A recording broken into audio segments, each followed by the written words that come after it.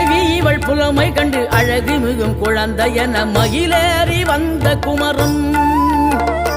ஆதிசிவன் பிள்ளை என ஆனைமுகன் தம்பி என ஞான பழமான முதல்வன்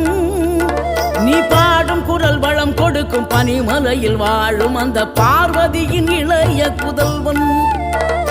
தேனெடுத்து திணை வளர்க்கும் சிறு குருத்தி வள்ளியவள் சிந்தையில நின்ற மன்னவா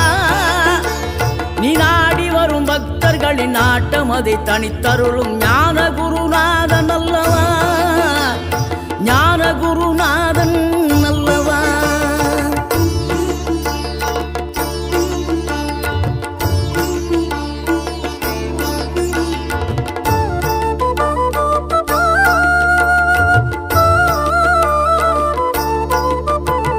நினைக்கின்ற பொழுதெல்லாம் நிகரில்லா பக்தி ரசம் கொடுக்கின்ற சக்தி